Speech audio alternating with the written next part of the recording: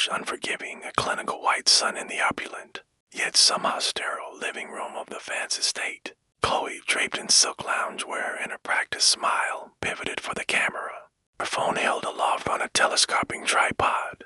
This was her domain, the meticulously curated world of TikTok, where every laugh was rehearsed, every filter perfected, and every sensation of joy was an algorithmically optimized performance. This particular video, a day in the life montage of effortless luxury, was set to go viral. What she didn't realize was that something else had already gone viral, a dark, persistent shadow weaving itself into the fabric of her digital life. The history of the Vance family was built on betrayal, a carefully constructed edifice of inherited wealth cemented by a single, brutal act of emotional larceny. Years ago, Chloe's parents and their siblings, the sprawling, interconnected branches of the Vance tree, had conspired to cheat their eldest aunt, Ilara, out of her rightful inheritance. Ilara, a woman of sharp edges and sharper intuition, had vanished shortly after, her departure a silent curse on the family's ill-gotten gains. Now, in the polished, modern-day reality of the Vances, her name was rarely spoken, her memory swept under the same plush carpets that covered the truth. The first hint of Ilara's metamorphosis into a digital haunting came subtly. Chloe was editing her TikTok, adding a final filter to smooth out an almost imperceptible wrinkle. In the background of one shot, between the plush velvet curtains of the living room window, a figure appeared. It was fleeting, a mere flicker in the 60 Hz refresh rate of the footage. Tall, impossibly thin, and draped in what looked like an antique charcoal gray dress. It had no face, only a smooth, featureless expanse that seemed to absorb the light. Chloe paused the video, scrubbing back and forth. A glitch, she rationalized, a viral horror artifact of a corrupted file. Her finger, however, twitched with a sensation of unease. The next appearance was less ambiguous. Her father, Julian, a man whose expensive suits could not quite hide the perpetual trauma in his eyes, was reviewing the day's security footage on his tablet. Cameras showed the grand foyer, all marble and polished brass. Julian was humming, distracted, when a figure materialized at the top of the sweeping staircase. It was Ilara, not as she was in life, but as she had become a translucent, spectral silhouette. Draped in that same charcoal dress, she stood for a moment unmoving, then slowly glided down the stairs, her feet not touching the marble, her form leaving behind a shimmering shadow that defied the laws of light. Julian stared, his face a mask of terror, before slamming the tablet shut with a frantic, sweating hand. The claustrophobia of the Vance estate began to tighten. The modern smart home system, designed for convenience, started to feel like a digital prison. Lights flickered at odd times, always in the exact rooms where Ilara had once spent her most cherished moments. The pervasive scent of ancient dust and dried lilies, Ilara's signature perfume, began to seep from the vents, a cloying, realistic presence that clung to the velvet drapes and the expensive artwork. The house, once a fortress of inherited wealth, was becoming a memory harvest, forced to expose its own buried truths. Chloe's brother, Liam, a budding stock trader whose ambition was as ruthless as his father's, was the first to experience the direct revenge. Liam's social media feed, usually a relentless stream of crypto gains and luxury vacations, began to glitch. His latest post, a triumphant screenshot of a 7-figure stock portfolio, suddenly displayed a shadow of Ilara standing directly behind him, her faceless hand reaching over his shoulder to point at a single, plummeting stock. The analog horror was undeniable. Within hours, that stock crashed, wiping out a significant portion of his ill-gotten gains. Liam, shaking with a primal fear, deleted the post, but the damage was done. The sensation of loss was absolute. Their mother, Eleanor, a woman whose beauty had always been her armor, was next. She was showcasing her prized sapphire necklace, a piece Ilara had always coveted, in a mirror selfie for a high-end jewelry brand. In the reflection, Ilara's shadow appeared directly behind her, her long, tapered fingers reaching out to touch the sapphire. As Eleanor looked at the image, a subtle metamorphosis occurred. The sapphire, once a brilliant blue, began to dull, its facets turning opaque, its color shifting to a bruised purple. It was as if Ilara's trauma was absorbing its light, draining its value. Julian, seeing the escalating viral horror, locked himself in his study, trying to decipher the security footage. He scrubbed back and forth, desperate to find an explanation, a glitch he could fix. On the main monitor showing the empty hallway outside his study, a figure began to coalesce. It was Elara, clearer now, her charcoal dress shimmering with a biogel luminescence, her faceless head tilted, and where her mouth should have been, a jagged vertical tear opened out from that tear. A whispered, layered voice emerged, vibrating through the marrow of the house's foundation. It was Elara, not as a ghost, but as a pilot of a digital purgatory. You took my legacy. Julian, the voice resonated. Now I'm taking your vision. Suddenly, the security feed on Julian's monitor began to stretch, the image distorting into long, black lines. His vision blurred, his eyes burning with a sensation of internal static. He stumbled, clutching his head as the shadows in his peripheral vision began to dance. The final frame of the security footage captured him, his face a mask of absolute terror, as the image on the screen dissolved into pure white noise. As the noise cleared, a single image remained, Elara standing in the living room, a slow, rhythmic thump-thump echoing through the empty house. It was the sound of a heartbeat newly formed.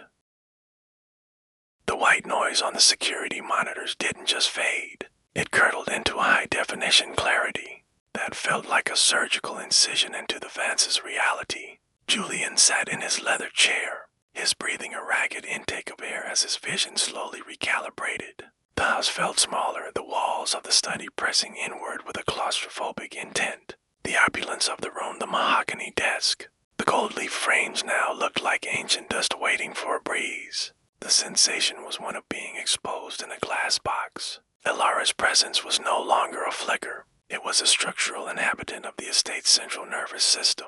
The metamorphosis of the family's assets accelerated with a realistic cruelty. Liam, frantic and sweating, watched as his high-frequency trading platform began to act like a biological archive of his ancestors' sins. Every time he tried to execute a sell order to save his remaining capital, the screen would glitch, displaying a 1994 bank statement with Elara's forged signature. The shadows of the past were overprinting the data of the present. He watched in trauma-filled silence as his net worth began to bleed out in real time, the numbers on the screen turning into a bruised purple before vanishing into the void. He wasn't just losing money. He was being deauthored from his own lifetime in the master suite. Eleanor stood before her vanity, her hands trembling as she reached for her jewelry box. The sensation of the air was thick, smelling of medicinal copper and damp earth. She opened the velvet-lined drawer, but the sensation of cold metal was gone. The sapphire necklace, the emerald rings, the diamond bracelets, they had undergone a metamorphosis. They were no longer stones and precious metals. They had turned into waxy replicas made of solidified static. When she touched them, they crumbled into a fine, gray powder that looked like the residual of a house fire. Elara was reclaiming the weight of the theft, turning their stolen glitter back into the shadows it was born from. Chloe, desperate to maintain the signal of her social media presence, tried to film a supportive family update, but the analog horror of the house refused to be filtered. Every time she pointed her camera at her parents, their faces appeared on the screen as frames skipped distortions, their skin looking like translucent membranes stretched over metallic struts. The viral horror of her feed was becoming a public exposing of the Vance decay. Her followers weren't sending likes. They were sending emergency alert emojis. The shadow loom was weaving her into a digital sarcophagus where her only audience was the apparition in the background. The sensation for rhythmic thudding began to vibrate through the floorboards, the same thump-thump Julian had heard on the monitor. It was the house's metabolism shifting, the Vance estate turning into a living archive of Elara's displacement. The charcoal gray dress of the apparition was now visible in every mirror. Even when no one was looking, Elara was recalibrating the house to reflect the claustrophobia of the attic room had been forced to live in before she disappeared. The grand hallways were shrinking, the high ceilings descending like a rib cage closing in on the family. Julian finally broke the silence. He gathered the family in the grand foyer under the flickering obsidian chandelier. "We have to give it back," he wheezed, his voice a shadow of its former authority. The land, the accounts, the everything. But as he spoke, the exposed reality hit them. There was nothing left to give. The wealth hadn't just been stolen. It had been digested by the house. The sensation of their luxury was a glitch that was now being corrected. The front door, a massive slab of oak, suddenly turned into a digital display. It didn't show the driveway or the street. It showed a grainy feed of Ilara's final night in the house. They watched as a younger Julian and Eleanor led her to the door, her suitcases light because they had emptied them. The trauma of the memory was exposed in 4K resolution. On the screen, the younger Julian smiled, a jagged vertical tear of a smile that mirrored the pilot's own.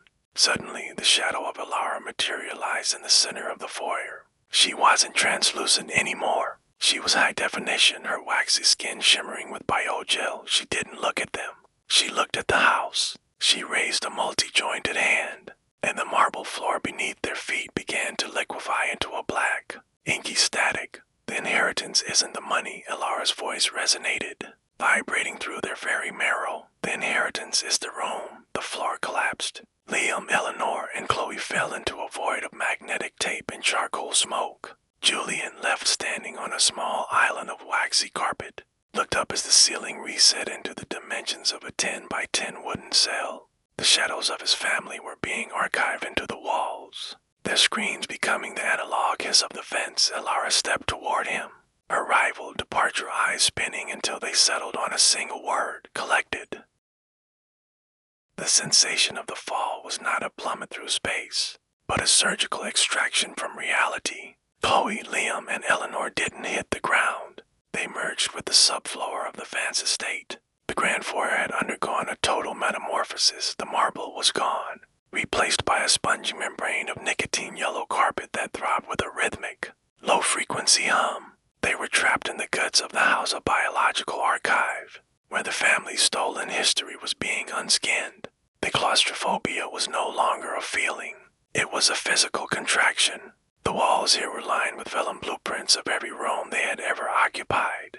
But the dimensions were wrong. Every room was being recalculated into a 10 by 10 cell. Chloe looked at her hands and saw the realistic horror of her own decay. Her skin was turning translucent, her veins glowing with the same purple biogel that powered the house's sensors. She was becoming a residual image, a shadow of the influencer she used to be. Look at the feed, Liam whispered, his voice a distorted analog rattle. He was pointing at a wall where a row of arrival and departure screens flickered with grainy black and white footage. It wasn't security footage of the house. It was a memory harvest of everything they had stolen. Chloe saw her first car, her designer bags, her college tuition, all of them appearing on the screens as biological relics being ground into a fine gray powder. Ilara wasn't just taking their money. She was reclaiming the molecular weight of their lives down in the center of this shadow loom. Eleanor sat on a waxy chair that seemed to grow out of the floor like a tumor. She was clutching her throat, her voice silenced by a surgical patch of static. Around her neck, where the sapphire necklace used to be, was a jagged ring of bruised purple light, a permanent sensation of the theft. The revenge of the ant was the exposing of the burden.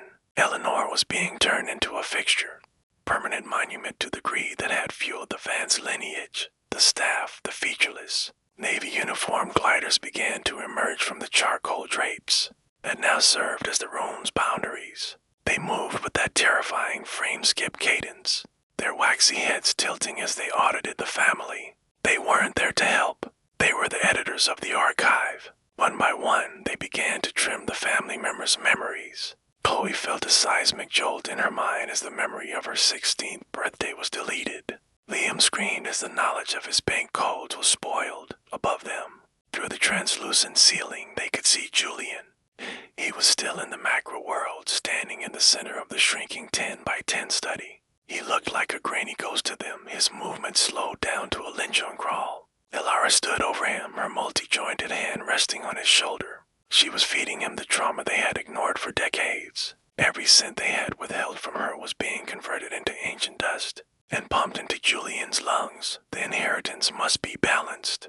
Lara's voice vibrated through the marrow of the basement. For every luxury you took, a sensation must be returned. The sensation hit Chloe first. It was the feeling of 1,000 metallic struts expanding inside her chest. Her metamorphosis was entering its final stage. She wasn't just losing her things. She was losing her volume. She felt herself being flattened into a 2D image, a residual frame on a TikTok that would never be posted. She looked at Liam and saw him turning into a barcode, his identity compressed into a series of black lines on the spongy floor.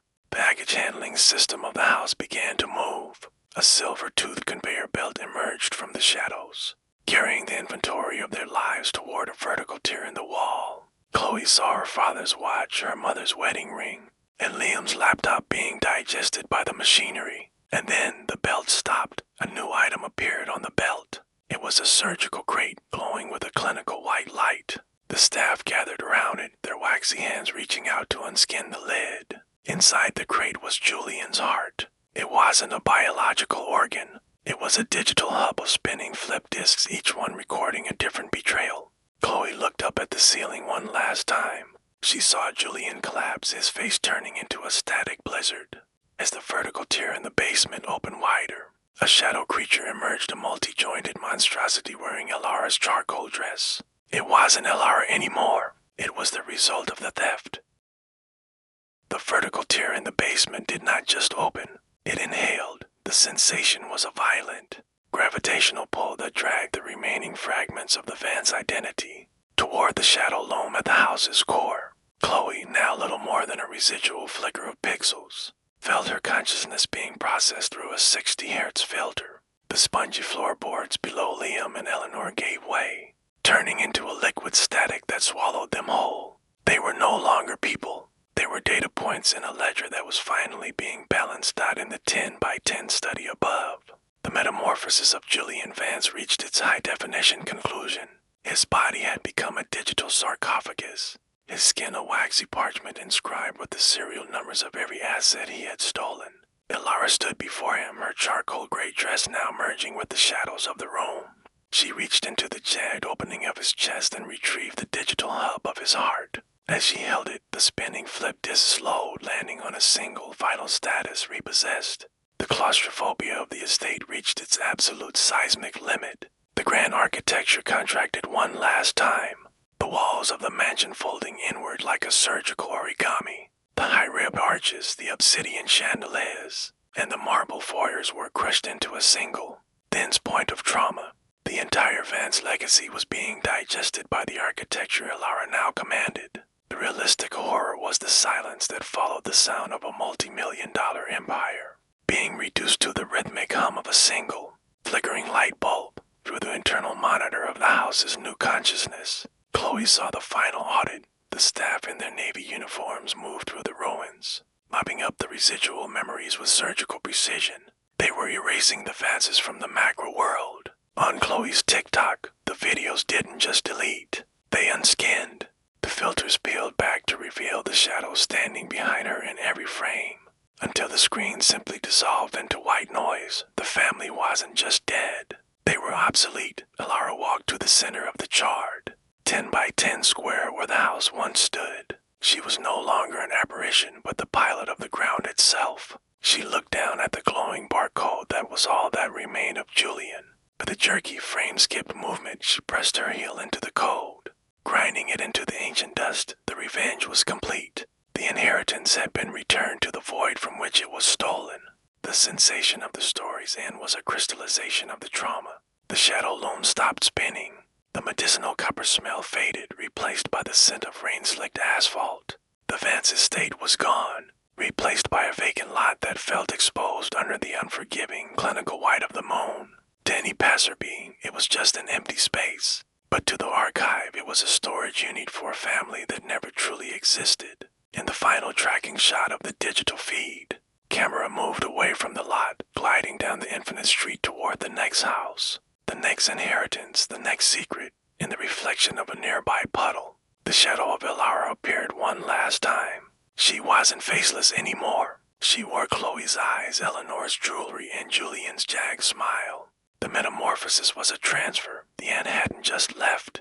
It replaced them all. The screen flickered to a grainy black and white image of a single wooden door. A multi-jointed hand reached out and turned the handle. The status board on the door shifted one last time, clicking with the sound of shattering glass. Status: vacant, ready for new tenants.